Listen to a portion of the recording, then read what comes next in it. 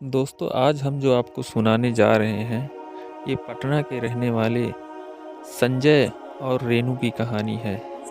साल 2015 में रेनू और संजय की शादी होती है।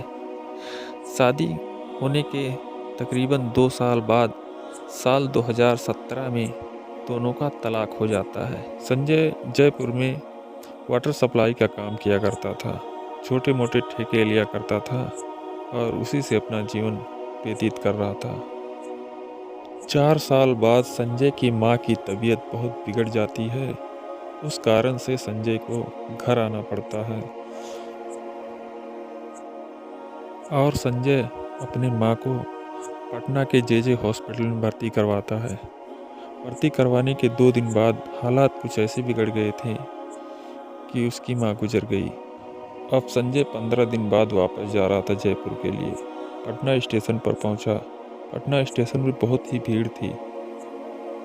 उसी भीड़ में रेनू भी खड़ी थी। संजय जब रेनू को देखता है तो उसके आंखों में पानी आ जाता है।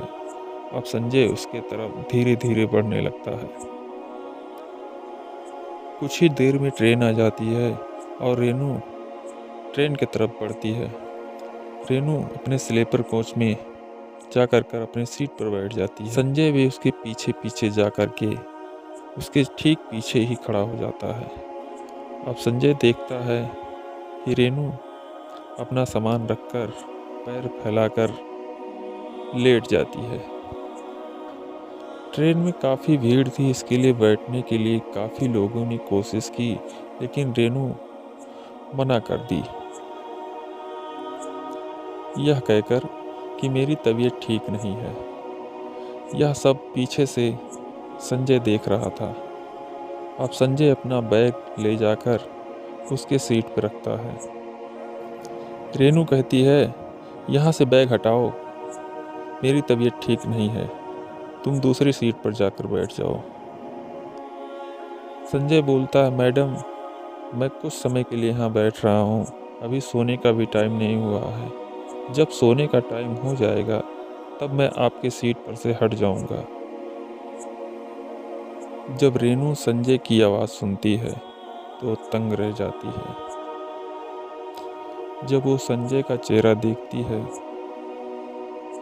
तो देखती ही रह जाती है, क्योंकि संजय का चेहरा पहले जैसे नहीं था, काफ़ी उतर चुका था। उसके बाद रेनू अपना पैर बटोर लेती है और बैठने के लिए इशारा कर देती है। अब ना संजय बोल रहा है और ना ही रेनू। संजय भी चुपचाप मार के बैठा था और रेनू दूसरे साइड में कोने में बैठी थी। थोड़ी देर बाद रेनू बोली, कैसे हो आप? संजय बोला, मैं ठीक हूँ, तुम अपनी बताओ। रेनू बोली, मैं भी ठीक हूँ। रेनू बोली, क्या हुआ, सब ठीक तो है? तुम्हारा चेहरा इतना उतरा उतरा क्यों लग रहा है? संजय बोला, क्या बताऊं रेनू, 15 दिन पहले माँ गुजर गई। अब मेरा इस दुनिया में कोई नहीं है। अब मैं हमेशा हमेशा के लिए गांव छोड़ के जयपुर जा रहा हूँ, वहीं पर अपना ज़िंदगी बसर करूँगा। रेनू बोली, ये सब कब और कैसे हुआ? संजय पूरा वाकया बताया। रेनू भी रोने लगी। रेनू बोली, मैं जब थी तब माँ की हालत बहुत अच्छी थी, अचानक ये सब कैसे हो गया? संजय बोला, चलो छोड़ो, ये सब भगवान के हाथ में है, जो होना था हो गया। अब तुम बताओ कहाँ जा रही हो? रेनू बोली, मैं जयपुर जा रही हूँ, वहाँ मेरी बड़ी बहन रहती है, मेरे शादी के लिए रिश्ता लगाई है, वही जा रही हूँ देखने। क्या आपकी शादी हो गई है? संजय बोलता है, नहीं अभी फ़िलहाल तो ऐसा कुछ नहीं हुआ है, लेकिन मेरे साथ में एक काम करने वाला रमेश नाम का लड़का है, उसने मुझे किसी के बारे में बताया था, लेकिन अभी कुछ 1-2 महीने से उसके बारे में कुछ रमेश से मैंने पूछा नहीं। लेकिन मैं जब गांव में गया था तो हॉस्पिटल में था, तो रमेश ने मेरे पास एक बार कॉल किया था और उस लड़की के बारे में बताने लगा। लेकिन मैं हॉस्पिटल में था, इसके लिए मैंने बोल दिया उससे कि इस बारे में बाद में बात करेंगे, अभी तो फ़िलहाल मैं हॉस्पिटल में हूँ। यही सब बातचीत करते करते रात को 2 बज गए। उसके बाद रेनू ने अपना कंबल निकाला और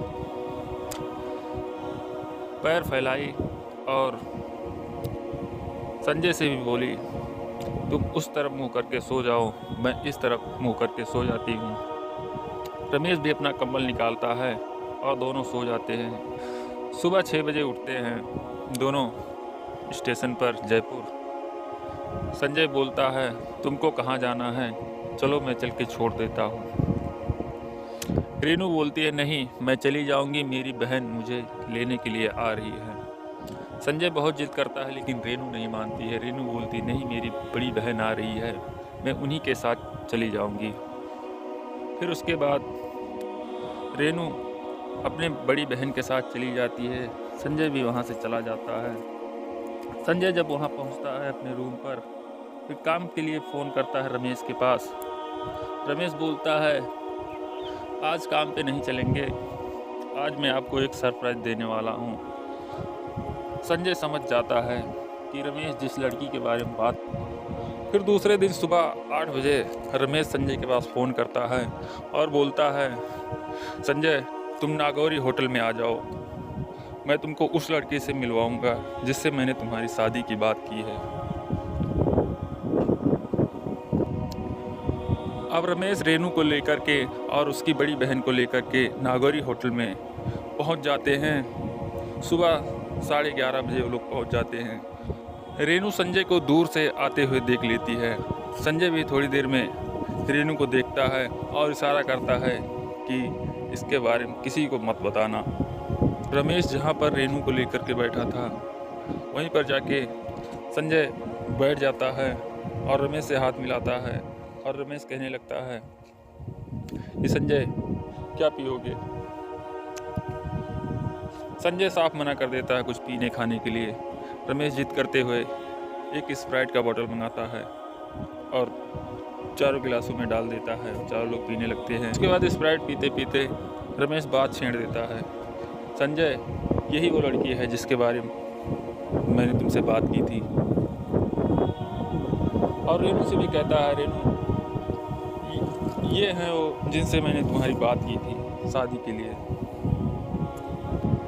रेनू की बहन तो इसलिए नहीं बोल रही थी क्योंकि वो ये देख रही थी कि ये दोनों एक दूसरे को इतने दिन से जान रहे हैं, फिर भी ऐसा क्यों बिहेव कर रहे हैं कि हम एक दूसरे को जानते ही नहीं। अब रेनू सोच रही थी कि ये लोग देखो आगे करते क्या हैं। अब रमेश संजय के बारे में एक एक करके अच्छाइयाँ गिनाता जा रहा था और रेनू चुपचाप मार के सुन रही थी। उसकी बहन भी सुन रही थी लेकिन कुछ नहीं बोल रहे थे। अब रमेश संजय से बोलता है, संजय क्या तुम्हें रेनू पसंद है। संजय सर हिलाते हुए हाँ में जवाब देता है। उसके बाद रमेश रेनू से पूछता है, रेनू क्या तुम्हें संजय पसंद हैं। रेनू की तरफ से कोई जवाब नहीं आता है। 2-4 मिनट सब लोग चुप रहते हैं लेकिन रेनू कुछ नहीं बोलती है। अब संजय रमेश से बोलता है, रमेश यही तो मेरी बीबी है जिससे मेरा तलाक हो चुका है। रमेश बोलता है, संजय तुमने मुझे पहले क्यों नहीं बताया। संजय रेनू के आगे हाथ जोड़कर लाख लाख कसम खाने लगता है कि मैं अब शराब नहीं पीता हूँ, फालतू के दोस्तों के साथ घूमता नहीं हूँ, अब मैं अपने काम में लगा रहता हूँ। रेनू मान जाती है और उसकी बहन उसको बोलती है कि रेनू अब मान भी जाओ, इतना जिद ठीक नहीं। उसके बाद रेनू मुस्कुराकर बोलती है कि मेरी कसम खाओ तुम दोबारा ऐसी गलती नहीं करोगे, दारू को हाथ नहीं लगाओगे, किसी नशे की तरफ जाओगे नहीं दोबारा। अब संजय खुश होकर उठकर जाके रेनू के सर पे हाथ रखकर कसम खाता है कि अब मैं कभी नशे की तरफ नहीं जाऊंगा, ना ही कभी शराब पीऊंगा। उसके बाद रेनू की बड़ी बहन संजय को लेकर जाती है अपने घर पर और सबसे मिलवाती है और रिश्ता पक्का हो जाता है। फिर दोनों का दोबारा कोर्ट में शादी होता है। उसके बाद दोनों परिवार बड़े सुखी सुखी से ज़िंदगी गुजारने लगते हैं। दोस्तों, ऐसी कहानियाँ सुनने से आपका घर नहीं बिगड़ता है, आपके घर में सुख शांति बनी रहती है। जो नकारात्मक चीज़ें हैं वो दिमाग से निकल